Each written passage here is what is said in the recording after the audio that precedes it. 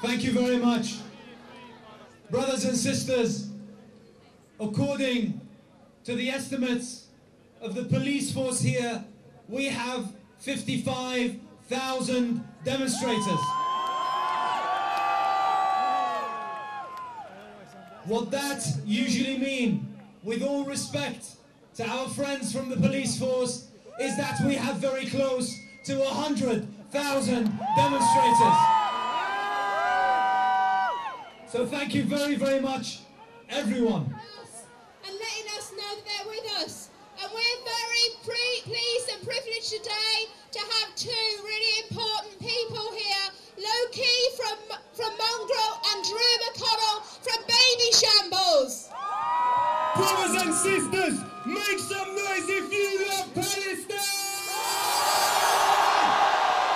Free, free! Free, free! Free, free! When I say Gordon Brown, you say shame on you! Gordon Brown! Shame on you! Gordon Brown! Shame on you! Listen, after this, we're going to go to the Israeli embassy and we're going to let them know how we feel. We're going to let the government know how we feel, and we're going to let the world know how we feel, yeah? Thank you, Daoud. We can now say that today's demonstration is the biggest ever protest of solidarity with the Palestinian people that has ever taken place in this city or in this country. As well as well over 50,000 people here, there's at least 5,000 demonstrating in Manchester and many thousands more in other protests across the country. Now, many of us have been building this demonstration over the last week, but our next speaker has perhaps been building it over the last 30 years or more of tireless solidarity work with the Palestinian people, both in Britain and around the world.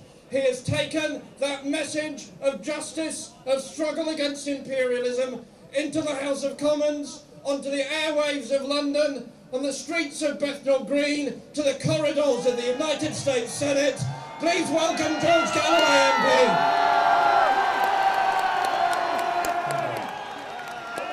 Brothers and sisters, comrades and friends, wassalamu alaikum, peace be on all of you. In April and May of 1943, the Jews of the Warsaw Ghetto were surrounded by barbed wire fences by the occupiers of Poland, and they faced a choice. In the words of the song of the partisans, they could die on their knees or they could live forever. And they chose to rise up against their occupier, to use their bodies as weapons, to dig tunnels, to fight, not to die in ones and twos of hunger and typhus, but to die as free men and women. Today, the Palestinian people in Gaza are the new Warsaw Ghetto, and those who are murdering them are the equivalent of those who murdered the Jews in Warsaw in 1943.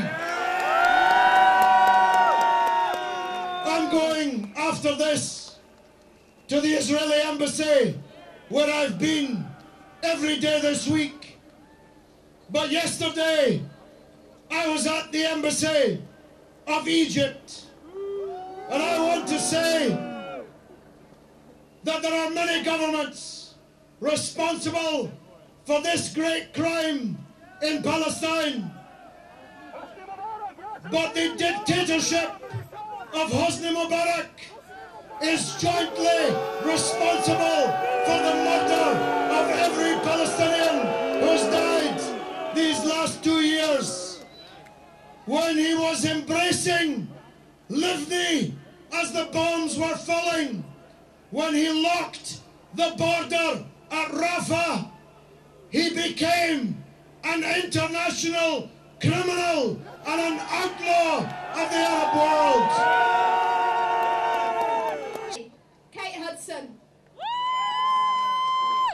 Thank you, Sarah.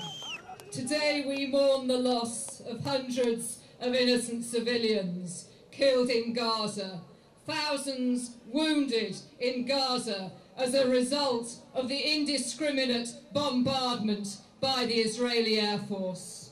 Let us be clear about one thing, because sometimes we're given the wrong impression by the media. This is not a war between military equals. There is no equivalence militarily between the might of Israel with one of the most advanced armies and military machines in the world and the impoverished people who are trapped in Gaza. We have to be quite clear. Israel is a nuclear-armed state. But when we heard from the United States and the United Kingdom that they wish to go to war against Iraq on the suspicion that Iraq might have nuclear weapons, they didn't say a word about Israeli nuclear weapons. Not a word. We have to see an end to this hypocrisy. This hypocrisy by the US and UK governments. And when Brown says we need a ceasefire in Gaza, well, why doesn't he stop selling weapons to Israel? When the US says we need a ceasefire in Gaza, why don't they stop selling billions of pounds of weapons to Israel and giving them billions of pounds worth of military aid? We need to end this hypocrisy. We want a ceasefire. If they want a ceasefire, then stop arming Israel. Free Palestine! Free Palestine! Free! Today, give a warm welcome to Richard Burden MP. Thank you, Sarah. And it's great to see so many thousands of people here today. And I bring you a message from the Britain-Palestine group and others in Parliament. As I stand here today, over 70 backbenchers, parliamentarians in the UK have signed a statement with a clear message. And that message is for a ceasefire now and for an arms embargo to stop the killing in Gaza. And there's a clear message to President Bush. When we call for a ceasefire, and this is a message to Israel as well, when we call for a ceasefire, we're not saying this is somehow an optional extra. We're not saying this is something that happens when you feel like it. It's got to happen now, because what is going on, the bombing of Gaza, is a crime. You cannot fire missiles, you cannot shoot bombs into an area that's 25 miles long and 7 miles wide without killing civilians and killing them in the scores and the hundreds. And you know, when you attack police stations, when you attack government buildings, when you attack mosques, when you attack hospitals, these are not military targets, these are not Hamas targets, these are civilian targets, and these are targets of the entire Palestinian people. And those targets, you know, we have paid for. Money from the European Union has gone in to build up those institutions of Palestinian state that is being destroyed now. And that's why we need to say very clearly ceasefire, and also to say not only have the missiles from Gaza into southern Israel got to stop, and the weapons going to them has got to stop.